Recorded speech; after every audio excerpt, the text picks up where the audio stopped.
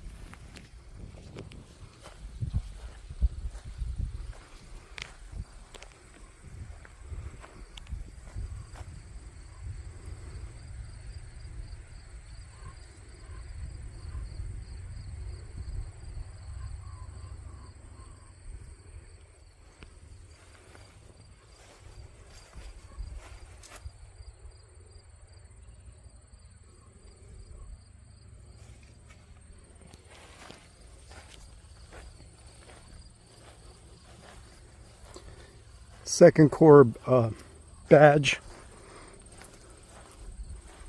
trifoil.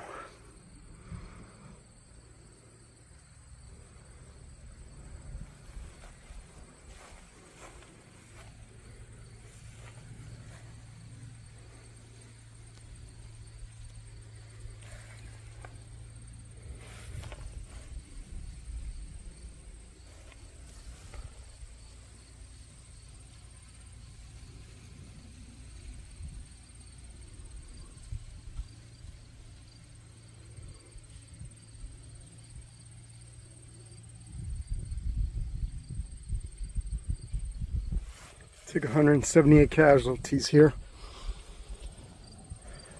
Fighting was desperate and bloody. That's why they call it Bloody Lane. And we're going to be walking that entire distance up there. So there's an official note that tells you this is the Bloody Lane. So. And it's sunken in the ground due to wagons and, you know, farmers, local families, farmers, merchants using it to move their crops or, you know, from point to point, farm to farm.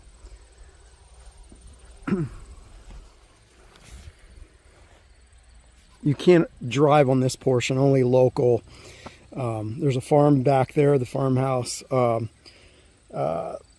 Muma farm is back here off to our left, but National Park Service and other personnel utilize it.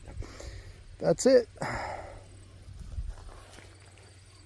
We're going to go look at some other Union regiments, regimental monuments over here and then out here a little bit. They got in a firefight with the Confederates that were right here, and that's where they chose to put their monument. They remembered their comrades that fought here and passed away or were wounded.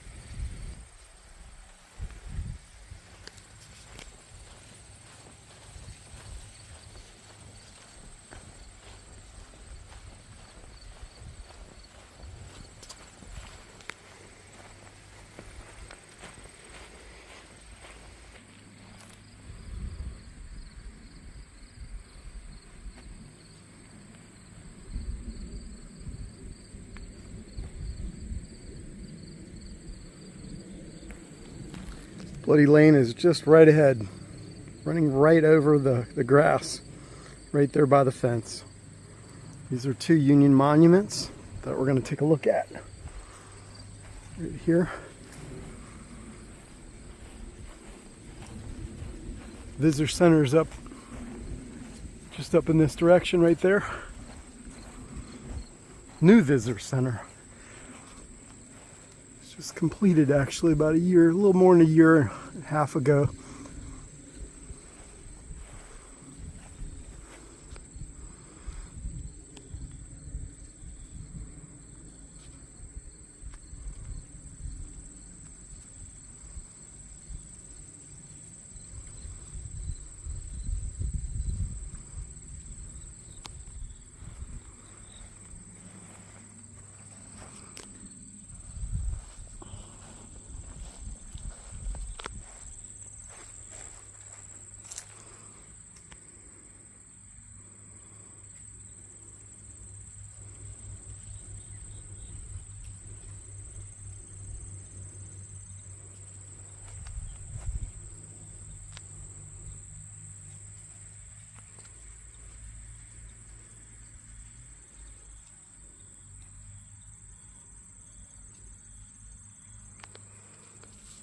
It actually says advance this point in a charge about 8:30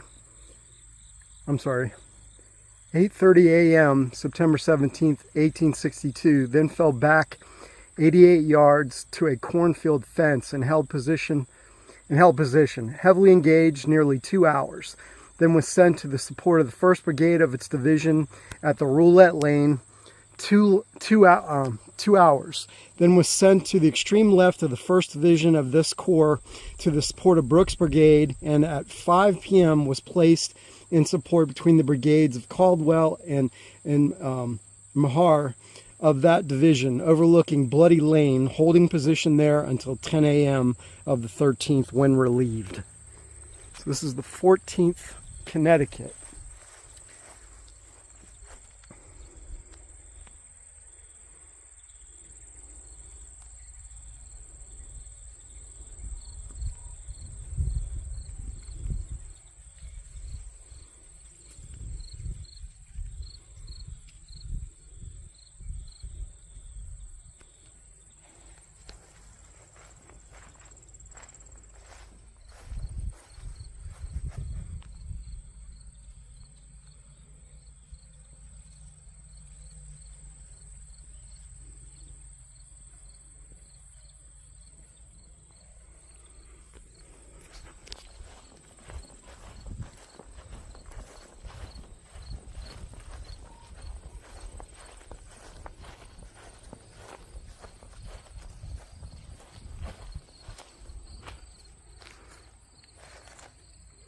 Fourteenth Connecticut.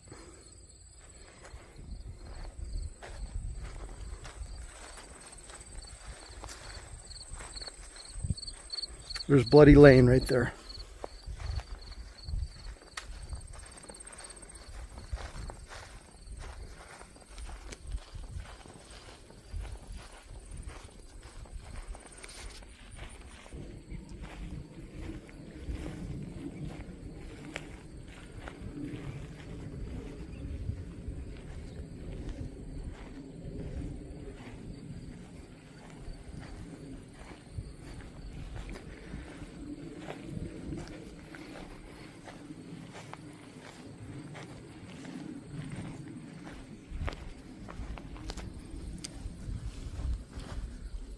tablet, I guess, that the Park Service is replacing.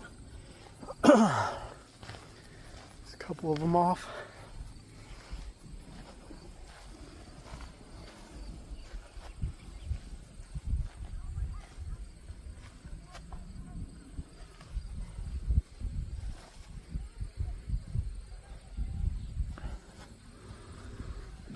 Fifth Maryland.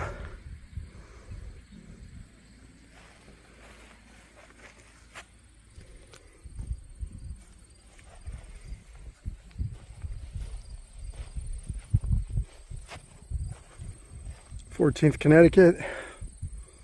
Visitor Center.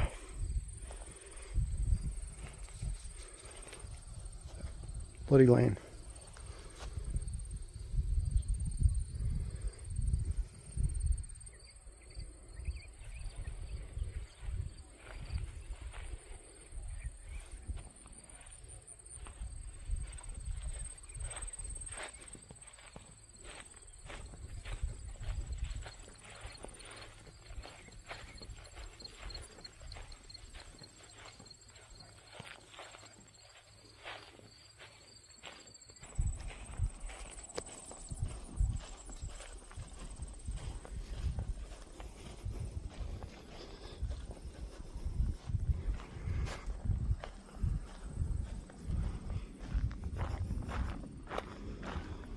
Okay, so now we're back inside, or on, the Sunken Road.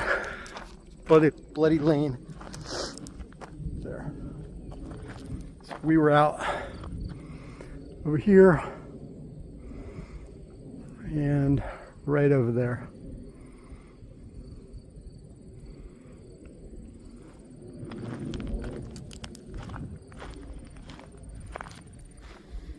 You can see that it's starting to, obviously, Sunken Road is a perfect name for it. Embankments go up.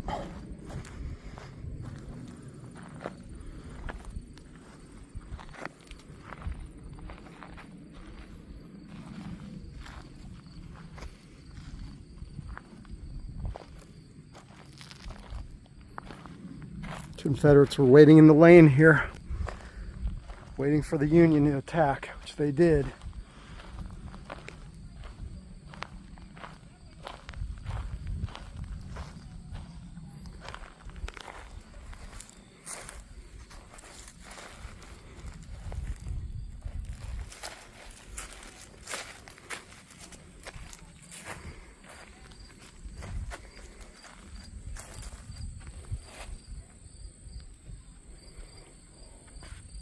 This is the 14th Indiana Infantry, 1st Brigade, 3rd Division, 2nd Army Corps. Colonel William Harrow, commanding, fought 70 yards east of this position in parallel with this road.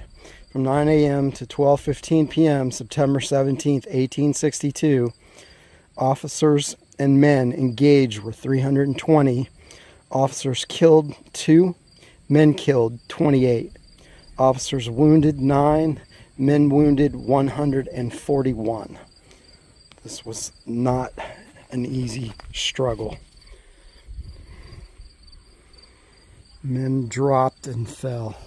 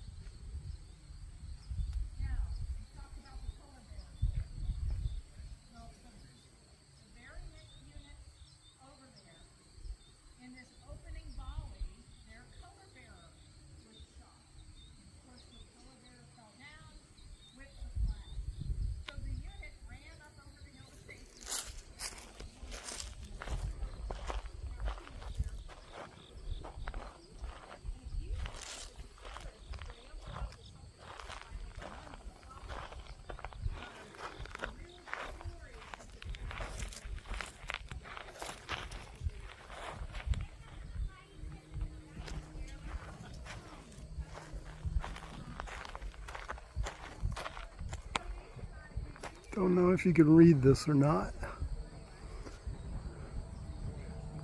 Even if I can read it, which I can't.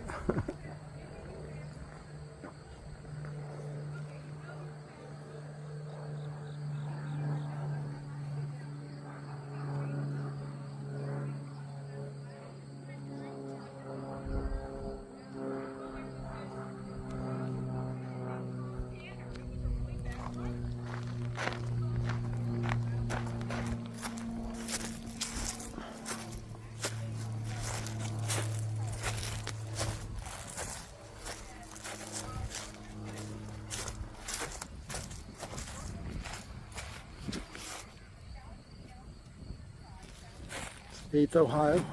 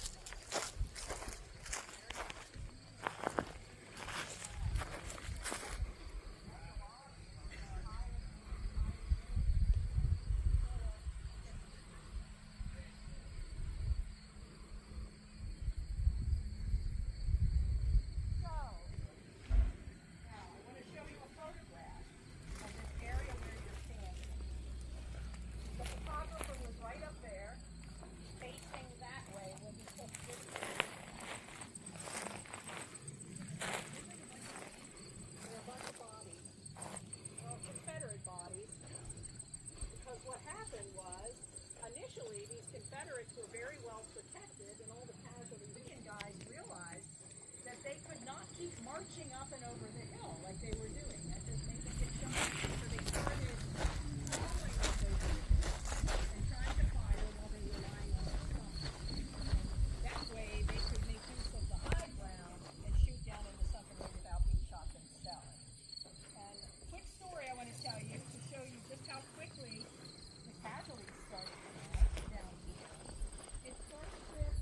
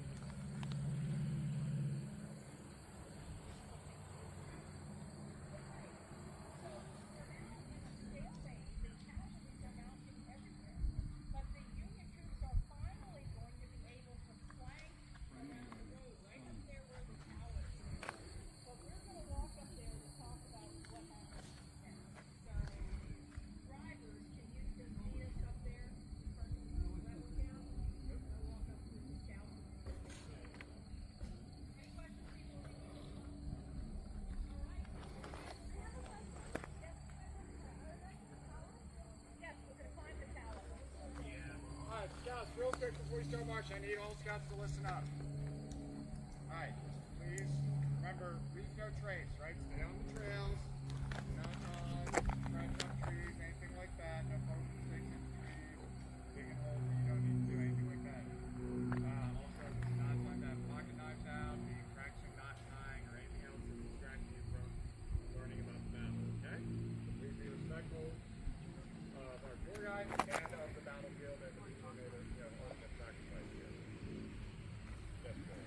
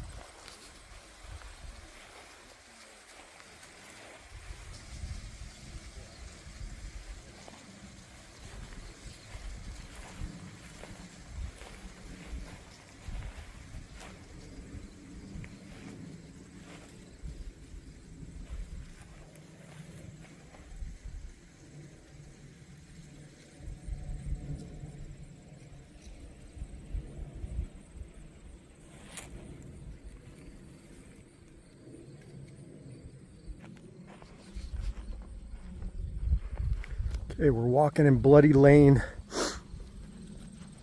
to where the tower at the far end, straight ahead. That's where the Irish Brigade fought. Like I said, I'm not going to say too much. This is just a walking tour, and I'll let the interpretation of the panels and the monuments kind of speak a little bit. Just kind of, it's a beautiful day. Blue skies. September, just a few days before the anniversary here, and great day. Unlike September 17th, 1862.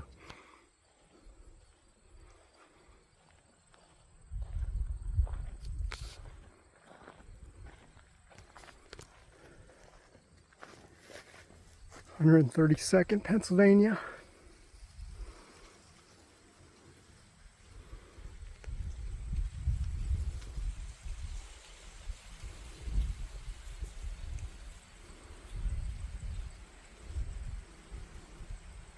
Second Corps unit.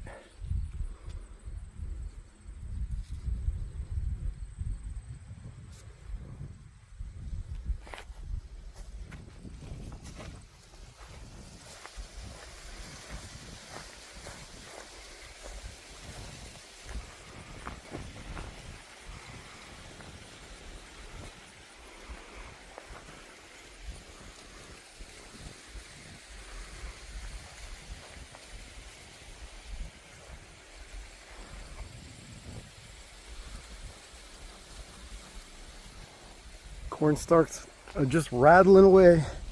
It's a nice light breeze, even though it's like 86, 87 degrees. So the casualties at Antietam that they took, 30 killed, 114 wounded, 8 missing, for a total of 152. I'm telling you, these units were just absolutely just decimated. Battles participated in: the Antietam, Maryland, September 17th, 1862. Fredericksburg, December 13th, 1862, just a few months away. In Chancellorsville, April 30th. And they fought on May 3rd, which the battle happened in between that as well. And then also a day after or so, until Hooker retreated across the Rappahannock in Virginia. It says recruited in Montour, Wyoming, Bradford, Columbia, Carbon, Luzerne counties, I believe a lot of those are on the eastern side of Pennsylvania, closer to Philadelphia, maybe northwest of that.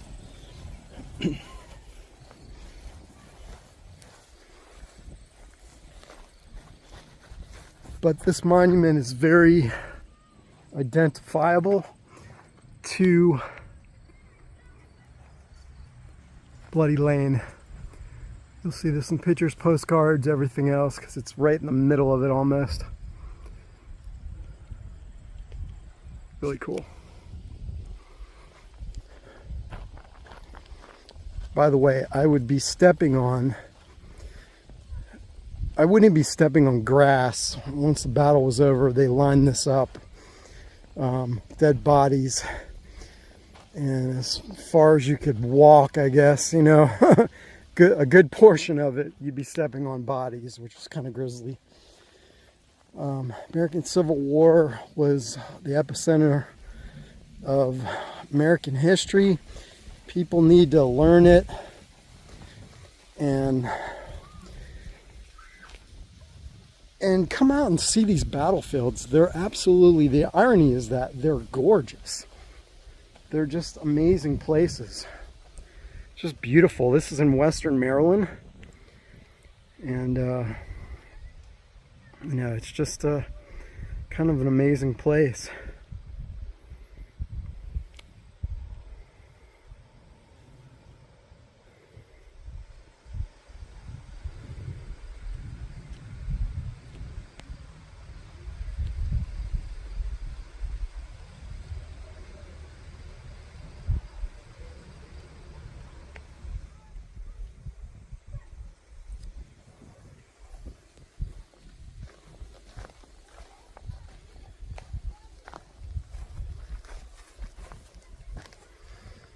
Piper's Cornfield, which the Confederates retreated back into, and James Longstreet and a lot of artillery made a D.H. Hill got some troops up. Once he fell back in, rallied some troops, Longstreet, and they made a stand of it right in the Piper Cornfield and just beyond, and kind of held their ground and didn't let the Federals you know, kind of push into Sharpsburg, town of Sharpsburg, which is just beyond the cornfield here. And then right over there, that's where the National Cemetery is, right over in there, right up in here, this location.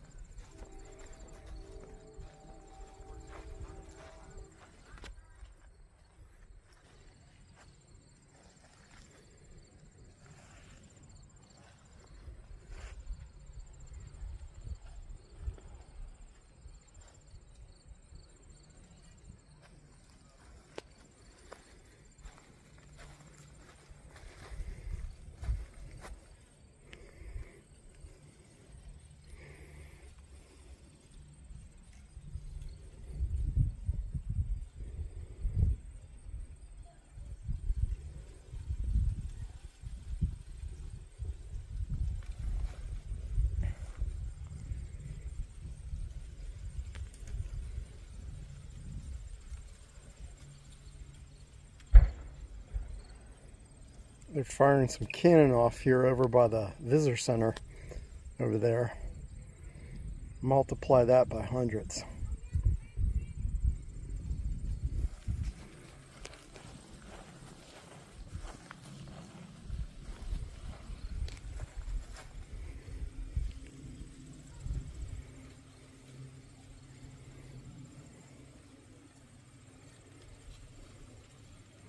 This is the Irish Brigade. The 29th Massachusetts was actually in this, fought with the Irish Brigade at this at this battle. Next battle that they were in, Battle of Fredericksburg, the 29th was taken out, and the 28th Massachusetts from Boston was put into the regiment. The 28th fought at Antietam, the 9th Corps, but they were put in, and from Fredericksburg on out, they actually fought in the Irish Brigade for the rest of the war. And you know, it's wherever the Irish Brigade fought, they fought with tenacity and stouthood, you know, and took a lot of casualties. They were always in some point, you know, whether it was the wheat field at Gettysburg, or front of the Stonewall at Fredericksburg, going into the wilderness, wherever they, you know, doing a frontal assault at Cold Harbor. They were, you know, just like any unit, they fought, you know, as hard as they could, you know. So just a little on the regiment exchange on the 28th and 29th Massachusetts. So they fought up into this area up here, almost curling around to flanking this position.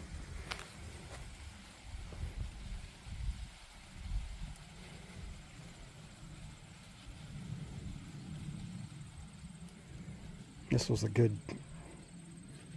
regiments in here in this brigade. 5th New Hampshire.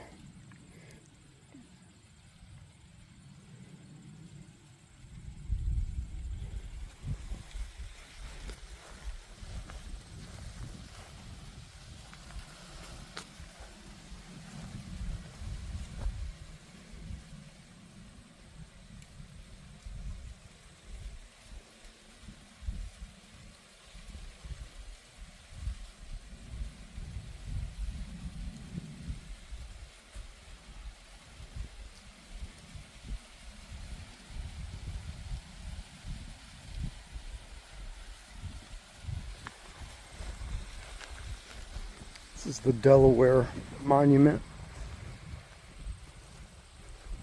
2nd Volunteer Infantry.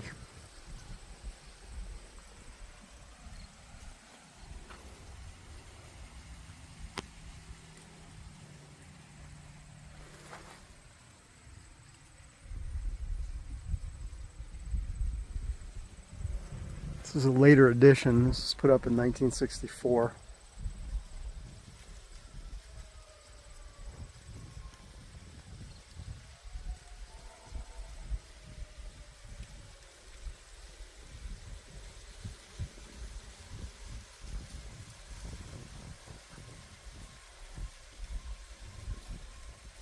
Says they took possession of the Piper Farm buildings behind me until ordered to retire. Buildings are right over there.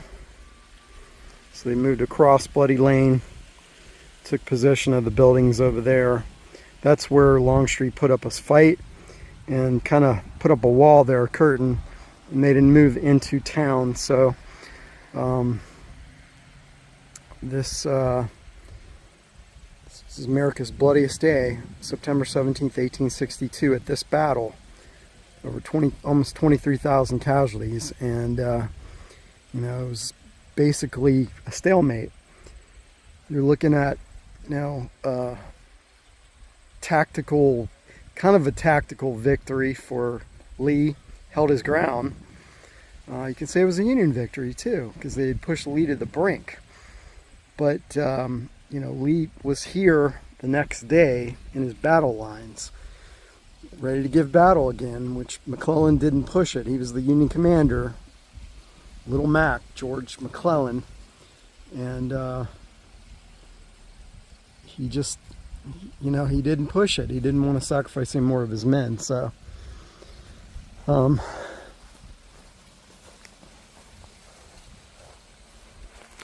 if we can get a little shade here getting down. Hear the rustle of the leaf or the corn stalks.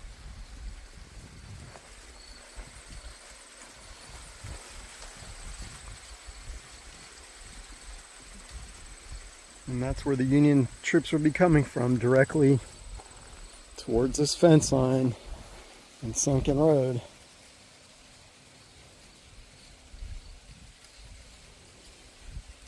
Where the Confederates were waiting for them. Right towards you.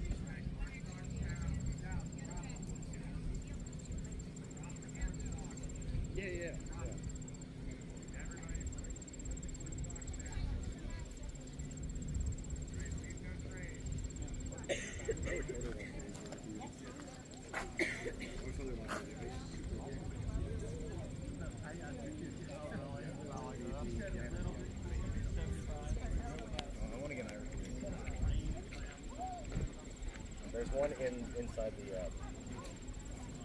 gift shop, which looks pretty cool, but it,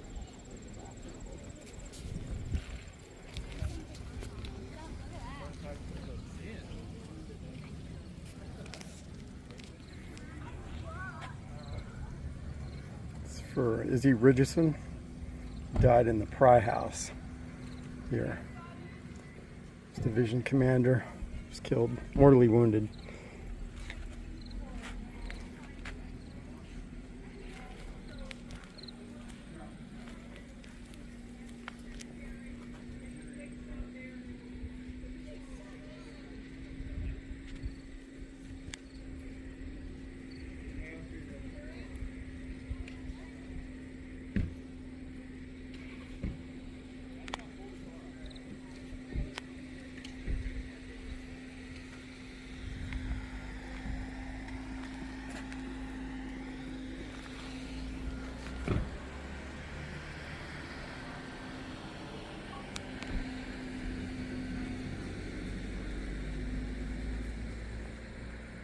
Built by the War Department tower.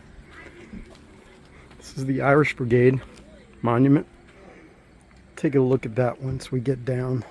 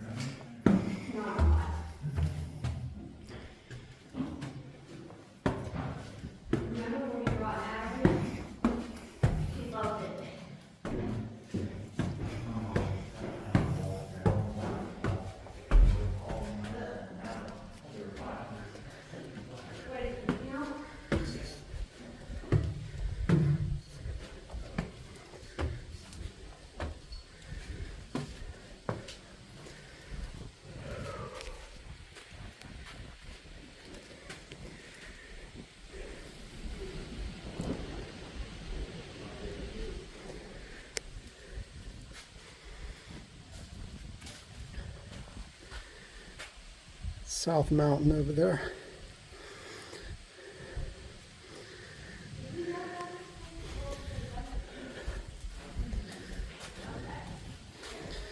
And here's Bloody Lane.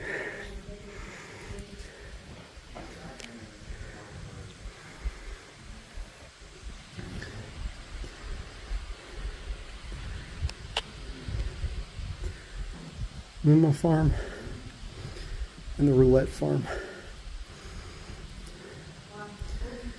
Union troops went right through the corn here, attacked Bloody Lane where the Confederates were right here.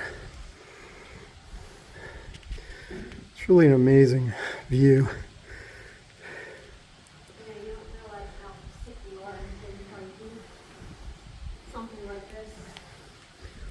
And over here is the Piper Farm.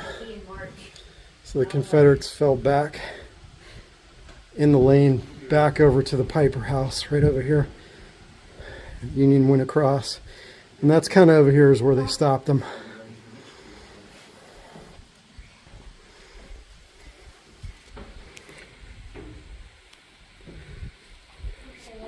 You can see straight ahead there's a gentleman that's walking through the trail.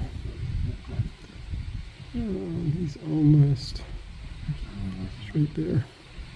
Came through, he probably walked. There's a trail that leads right through that area. down to the Muma, or excuse me, the Roulette, and then the Muma farm right there.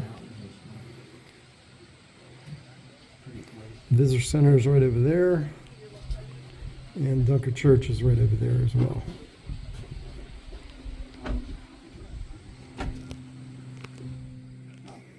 That is Bloody Lane, though. Sunken Road. Pretty awesome view.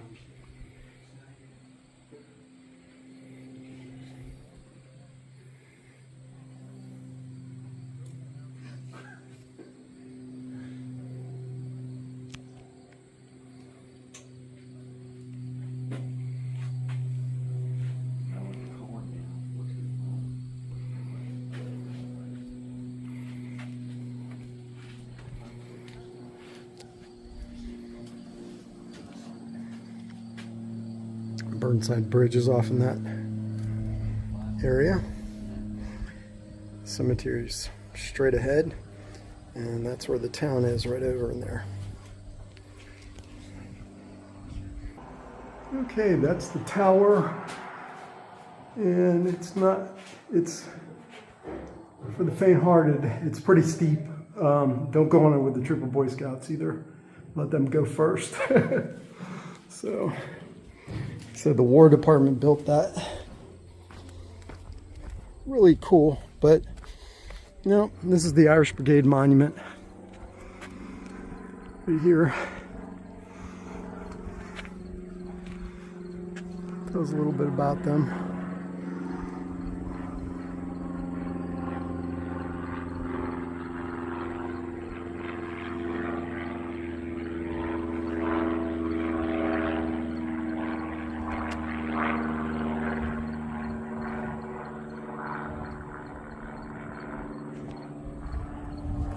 Have a nice relief here. That's what it looks like.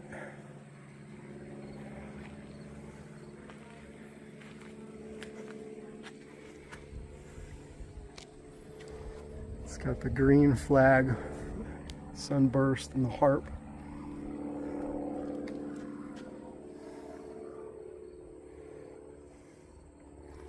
Just really great relief in the detail.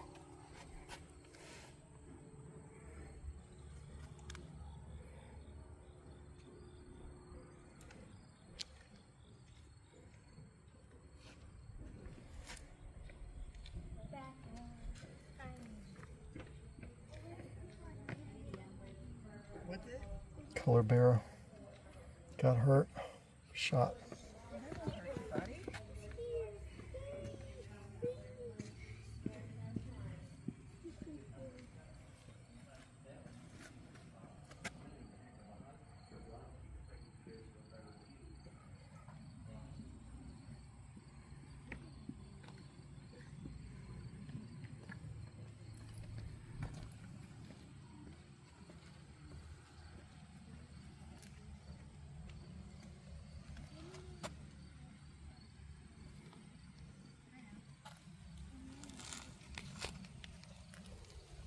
Kepi's got the 69th New York on it right there from New York City, which was famous Irish regiment in the Irish Brigade. There's the 2nd Corps trifoil.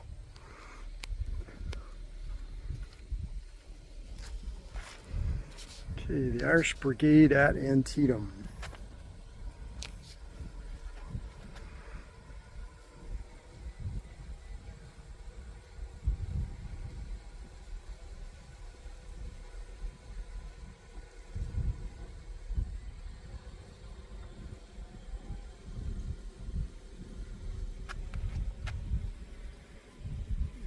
Casualties right here.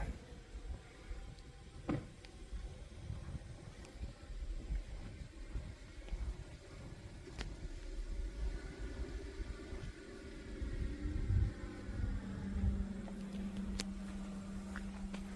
I'm going to read it for you. On September 17th, 1862, the brigade crossed Antietam Creek at 9:30 a.m. at Prize Ford as it formed at the edge of a cornfield, Father William Corby, chaplain, rode along the line giving absolution to the soldiers. 69th New York occupied the right, then the 29th Massachusetts, the 63rd and 88th New York. Crossing the cornfield, the command encountered a rail fence which was torn down under severe fire.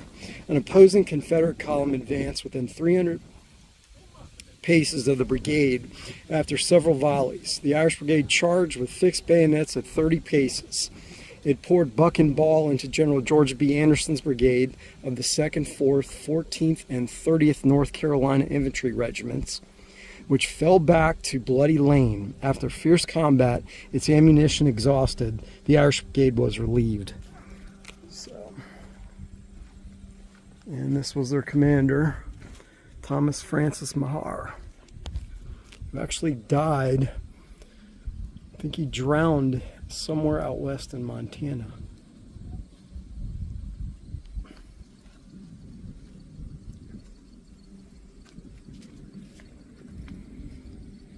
And what I talked about earlier about the 28th Massachusetts going into the Irish Brigade and the 29th coming out after this battle, it explains it here. I'll let you guys read it.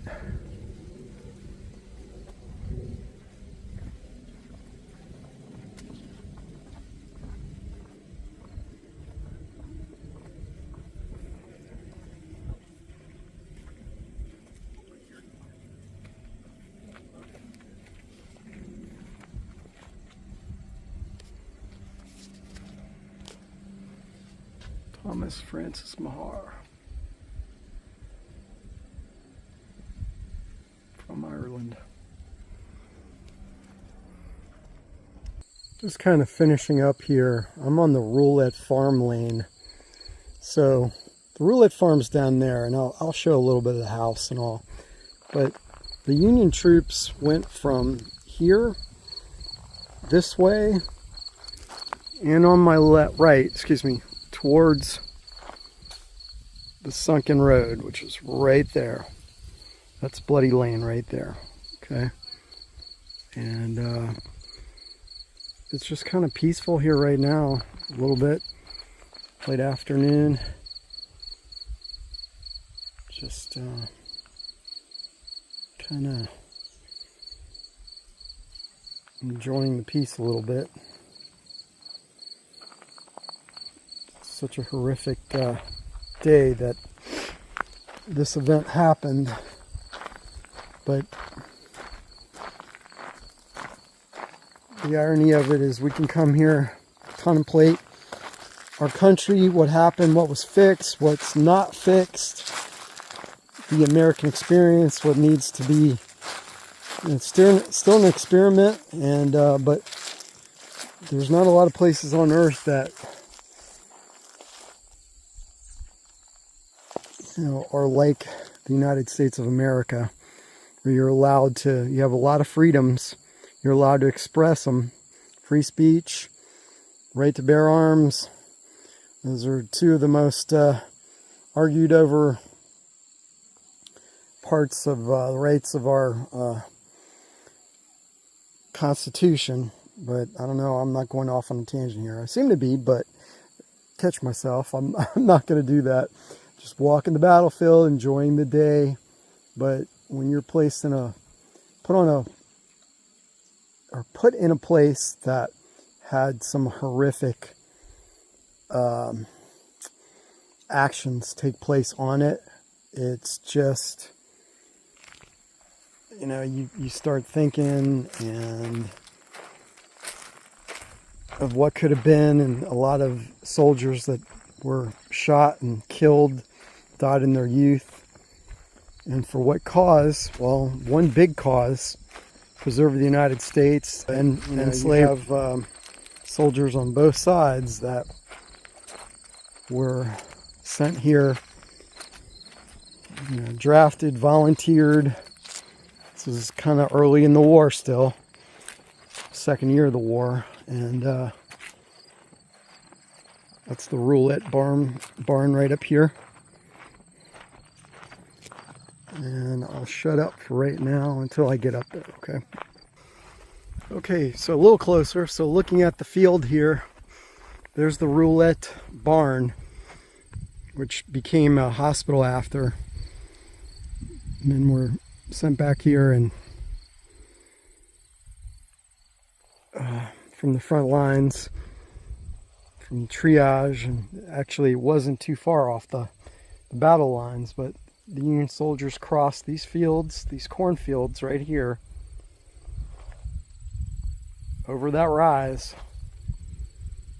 down this lane that we just walked down, over that hill as well, to my right over here.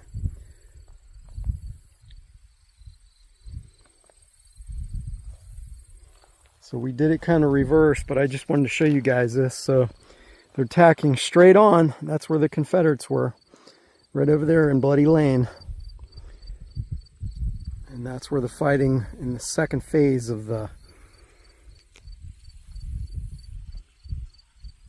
action happened that day on September 17th, 1862.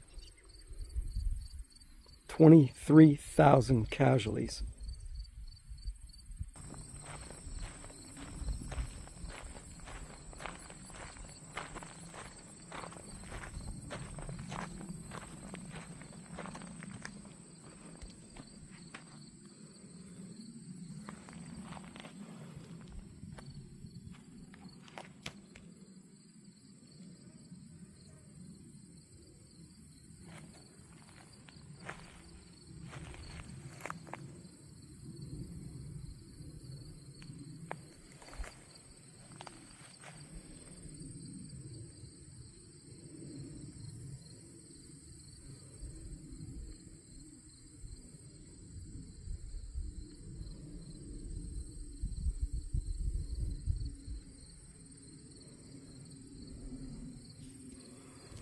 Okay, so there's the tower that we were at earlier.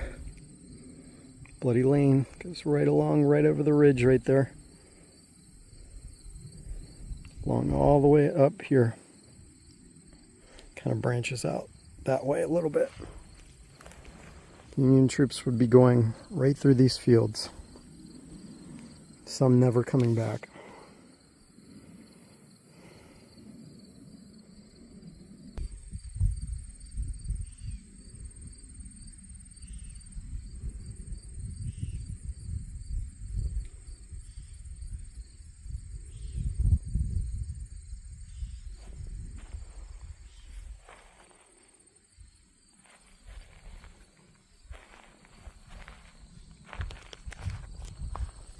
This is the Roulette Farm.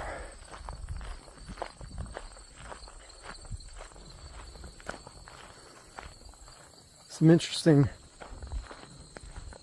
Union soldiers talk that some of them wrote this, wrote down in their diaries or letters home about going by this home, and on their way to the front.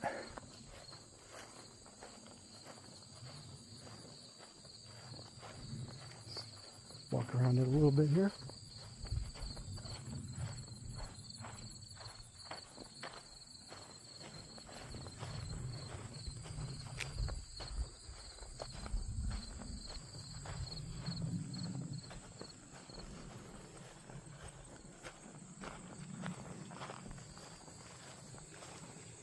Spring house.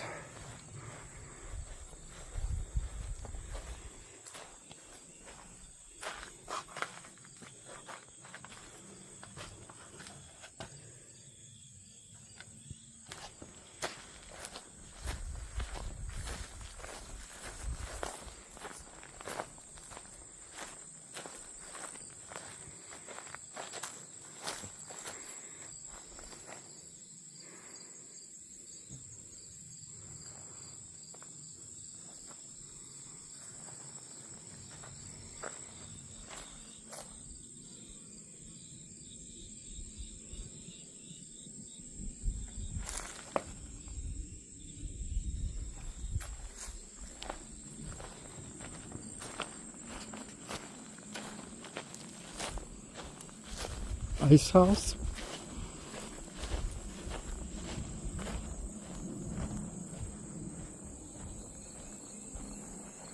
One thing out of Antietam here, there are a lot of wasps and a lot of bees everywhere.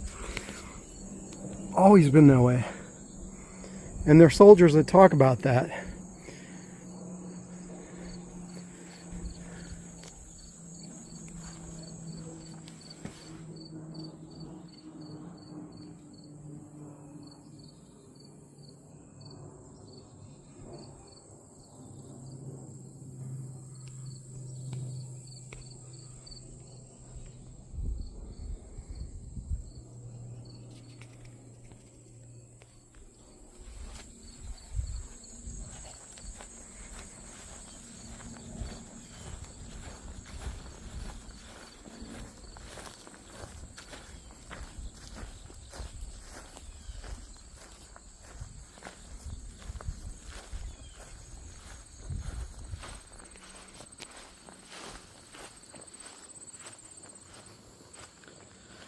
Beehive oven.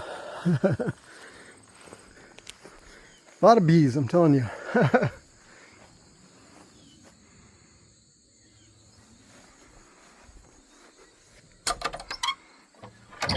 Ooh, wow.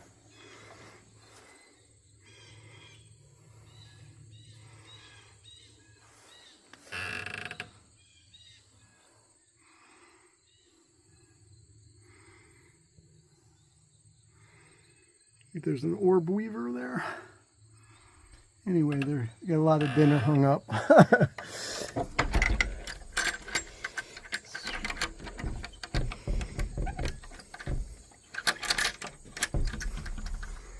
Lock that up.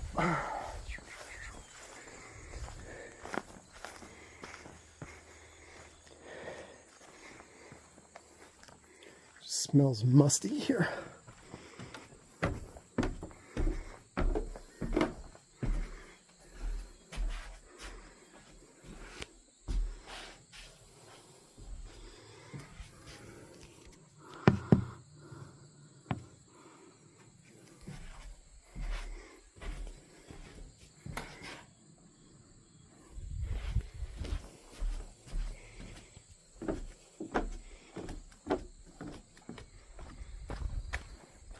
Cellar.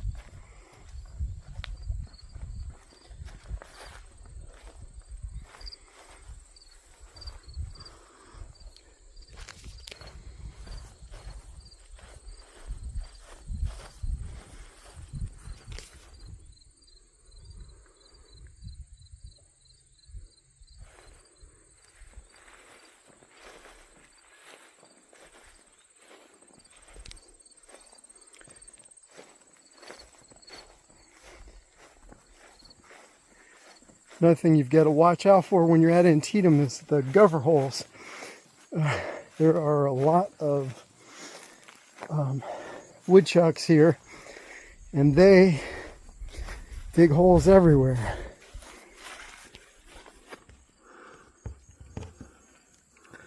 Inside the Roulette Farm a little bit.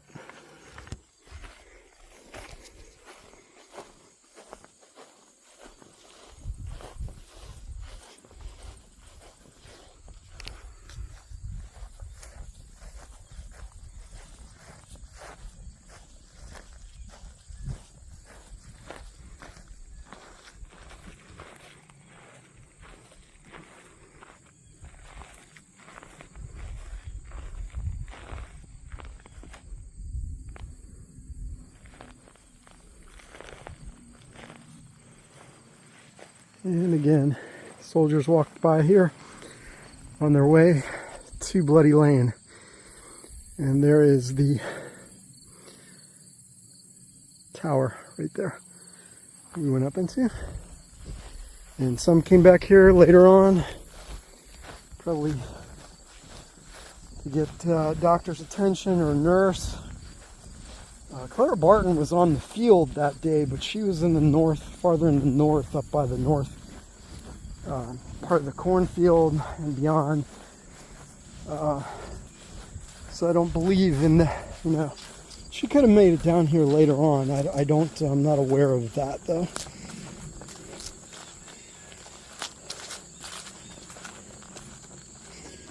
Okay, so this tells a little bit about the Roulette Farm right here. And this photo was taken from the west side of the house just after the battle. The 130th Pennsylvania Infantry marched past the house on their way to the Sunken Road. Private J.D. Hemmingen remembered a large bank barn, wagon shed, stone wall on which stood the garden fence, the dwelling house, and a spring house, which I showed you.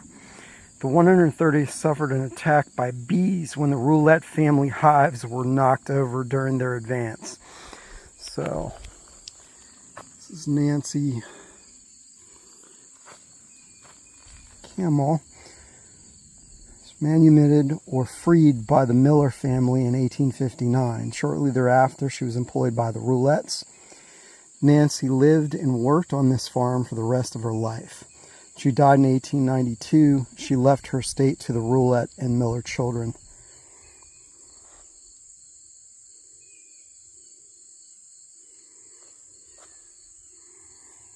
And there are the Roulettes.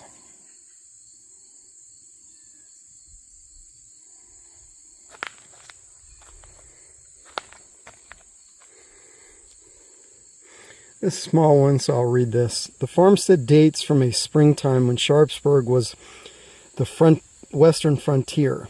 In September 1862, it was the home of William and Margaret Roulette and their 6 children. They evacuated before the battle, but afterwards returned to find the wreckage of war and their home and yard being used as a field hospital. Then over 700 soldiers, most of them killed at the Sunken Road. And they were buried on their 180-acre farm here. With such considerable destruction, Roulette filed a claim of $2,496 with the U.S. government for the damage to his property. No civilians were killed the day of the battle. However, many died over the next few months from diseases caused by the unsanitary conditions in the soldier camps and hospitals, mass graves, and contaminated water. Sadly, William Roulette wrote of one victim who died 5 weeks after the battle. Our youngest died, a charming little girl, 20 months old, Carrie May, just beginning to talk. And here is the